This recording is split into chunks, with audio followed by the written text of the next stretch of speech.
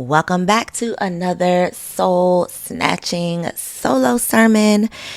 Y'all, we just gonna hop right into it. I have been in prayer all morning getting this together, and so I got pages and pages of notes.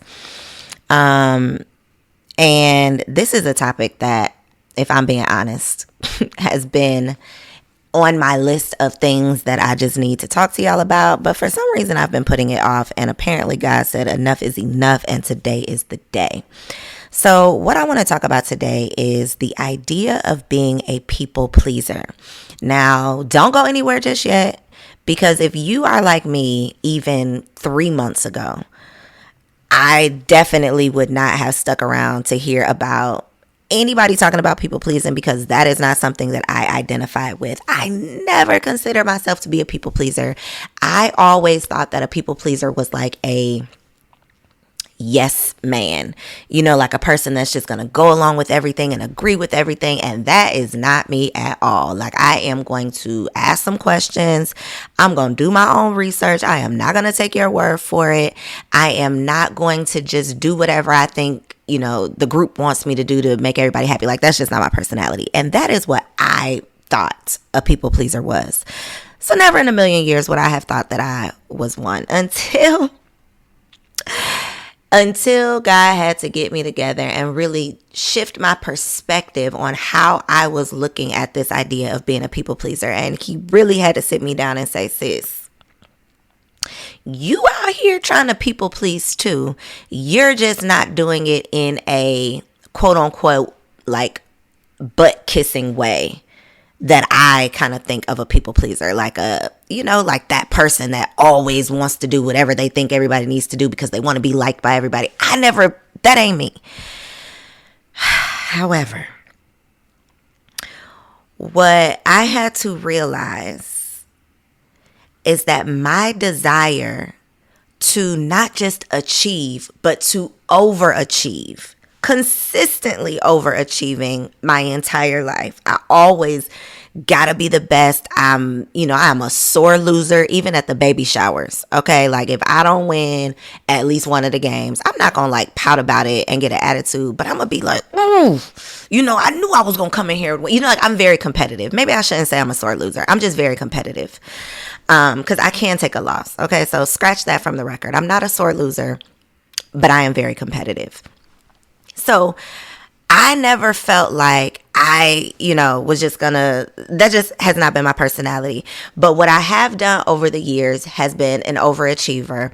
And what I had to realize is not that I'm just this super driven person that has all of this intrinsic motivation. Nope. My desire to achieve stemmed from the desire for people to be pleased with me. That's deep, y'all. That's deep.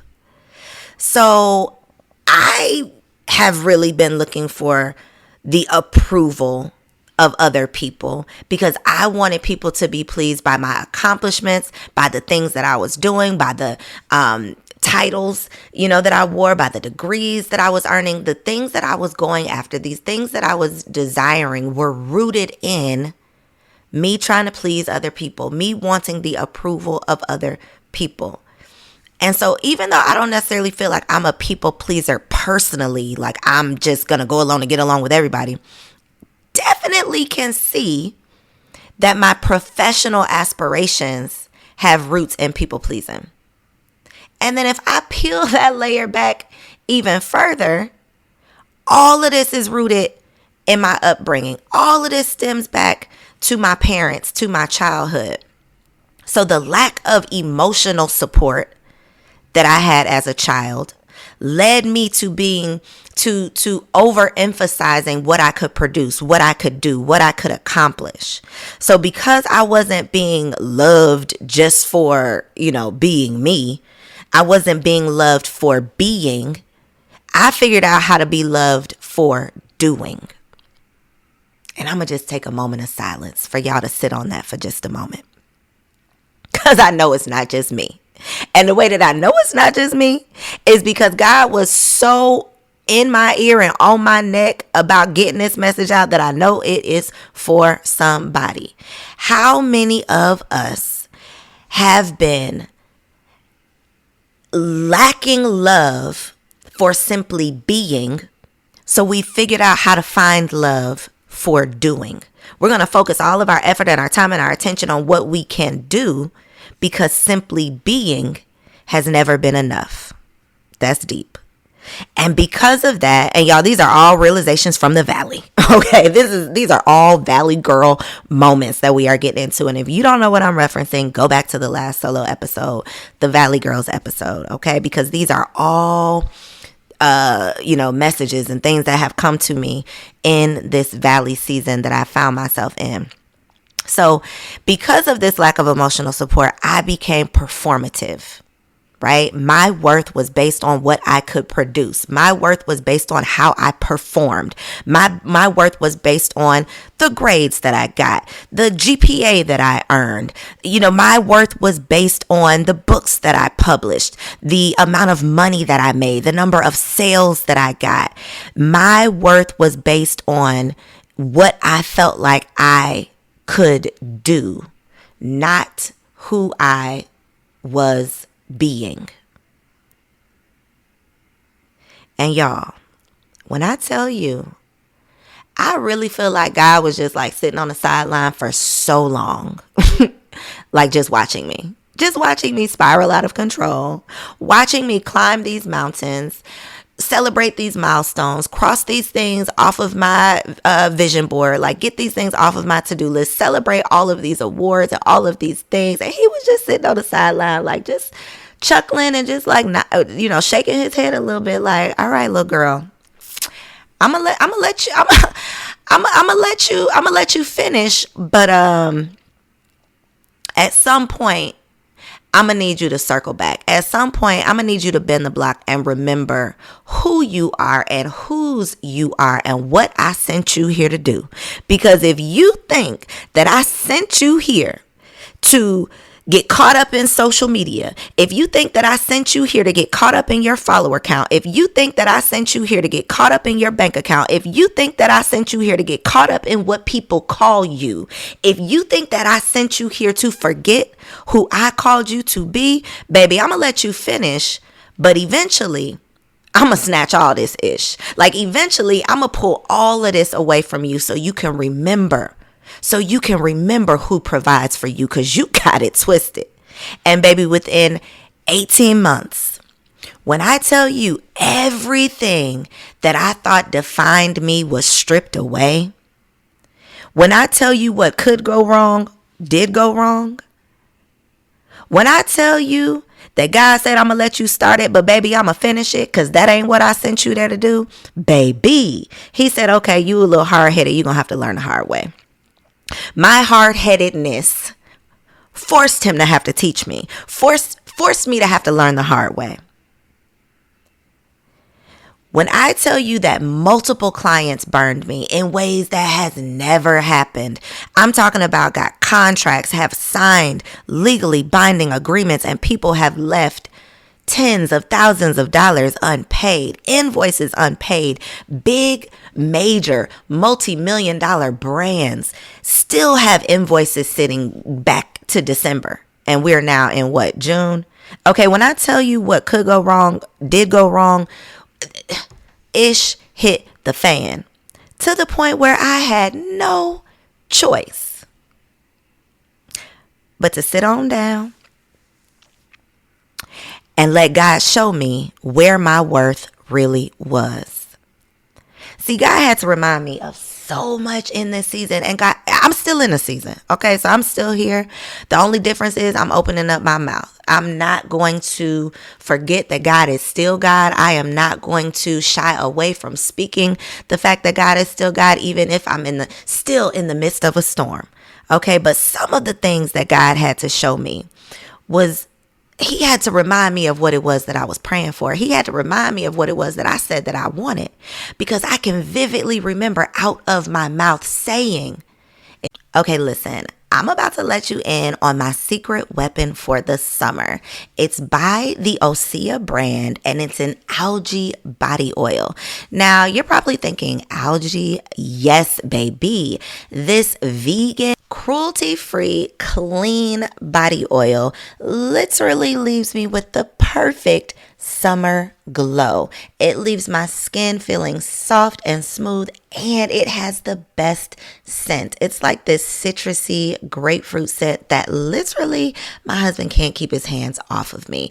If you want to experience this for yourself, log on to OseaMalibu.com, search for Undaria algae body oil, and use GSPP as your discount code to save 10% off. That's OseaMalibu.com.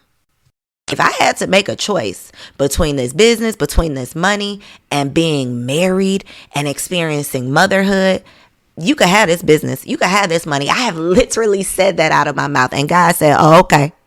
Okay, put your money where your mouth is, baby. Let's see. Because I'm going to strip away everything outside of your marriage and your motherhood. I'm going to take it all away. I'm going to show you where your value truly is in this season. I'm going to show you that I want you to serve in your marriage. I'm going to show you that I want you to serve in your role as a mother with the same intensity, with the same excitement, with the same pride that you served in that business. You got to keep the main thing the main thing. And so God had to sit me down in this season to remind me of the assignment. One thing specifically, very recent, and I'm talking about like currently, he told me to keep it real. God was very clear in my assignment, y'all. And as uncomfortable as it is, I have to be obedient. But one of the things he has gotten me together on very recently, specifically to my podcast, is he didn't tell me to go out here and invest tens of thousands of dollars. Y'all, you don't even want to know what the real dollar amount is, okay? Tens of thousands of dollars in video equipment. This is specifically what I heard him say. I didn't tell you to go out there and get that video equipment. I told you to use your voice. It was me thinking that I had to keep up with social media, thinking that I had to keep up with what the latest podcasters was doing, thinking that I had to keep up with what the quote unquote experts said you needed, thinking that I had to keep up with people instead of checking in with my provider. God had to remind me that I got to keep the main thing, that the main thing is the message. The main thing is the mission. He didn't tell me to go out here and create these high ticket offers, attract these high ticket clients, join these mastermind groups for the sole purpose of making money. That's something that I came up with in my own mind. He had to sit me down so I could get back to the mission. I am not ashamed to say your girl got lost in the sauce. I got caught up trying to keep up. And sometimes the value of the valley is to get still for long enough, because you ain't got nothing, baby. You ain't got nothing but time. Nothing but space and opportunity. To get quiet for long enough to really hear the voice of God. Sometimes that's the biggest value that you're going to find in the valley, is the voice of God. So that you can really get the guidance that you need to get back in alignment. Because while we're out here winning, while the bank account is looking fat, while the math is mathing, while people are shouting your name and celebrating your accomplishments, it's easy to feel like you are following God's direction. It's easy to get the messages confused. It's easy to think that you are following God when you've really gotten caught up with the gram. It's really easy for you to get lost in the sauce, for you to get pushed off of your path, for you to get further and further away from your original purpose because you are chasing the approval of people. When you are winning, it's easy to feel like nothing is wrong. But baby, when you're sitting down in that valley, you start to ask some questions. And y'all, I heard my marching orders loud and clear. Loud and clear. God told me very clearly, all of that stuff that you've been having fun, doing that you decided was for you to do, this is your assignment. I need for you to bring your girls back to God. All of those girls that you've been attracting with these attractive offers, with these amazing businesses, with all of these events and these products and these programs, all your girls, bring them on back to God.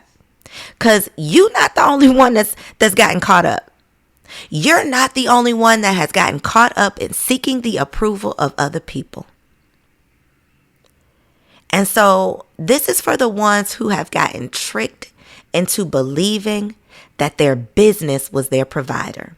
The ones that have gotten tricked into believing that a person was their provider. The ones that have gotten caught up in going after what the gram has told you that you need to do and forgotten the assignment that God gave you. I'm here to remind you today not to be fooled into idolizing the acceptance and the praise of other people.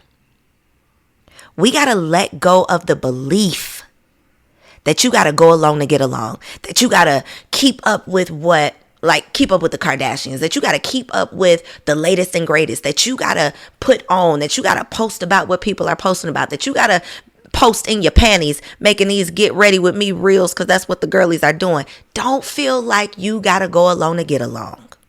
And that was just something that was on my spirit, because I be looking at the reels like, sis, you are in your panties. Like, I get it, you creating content, but baby, those are panties. But off the soapbox, whatever that looks like for you, whatever is stirred up in your spirit right now that you just been doing because you feel like everybody else been doing it. You feel like you got to wear this certain thing. You feel like you got to buy this brand name. You feel like you got to post 3 to 5 times a day. You feel like you got to, whatever you've been feeling like you got to do. This is an invitation to bow out gracefully, to choose to do it God's way, to forget the ways of the world, to literally unsubscribe from society's standards, to get in alignment with your divine assignment. Because I know how easy it is to get caught up doing it for the gram and forget that I'm supposed to be doing it for God.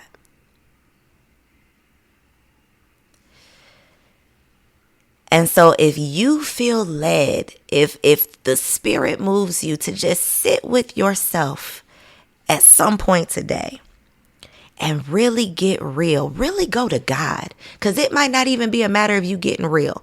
But some of us are doing some things that we've been doing for as long as we can remember doing it, and it is just unconscious, habitual behavior. So if you don't even know how you're getting in your own way, if you don't even know the behaviors and the beliefs that are holding you back, go to God and pray for clarity.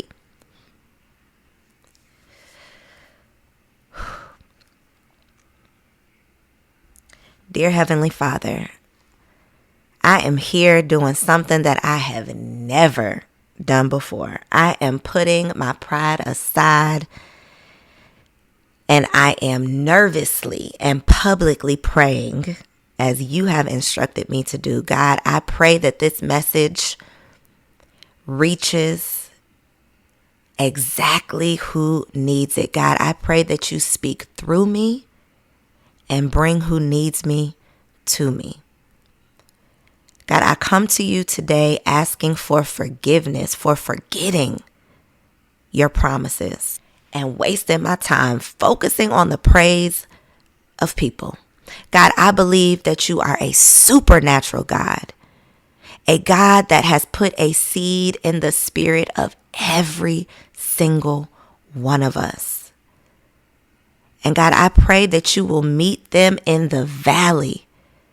I pray that you will meet them and give them their marching orders loud and clear. God, I am answering the call. I am surrendering to what I want. And God, I am here to serve.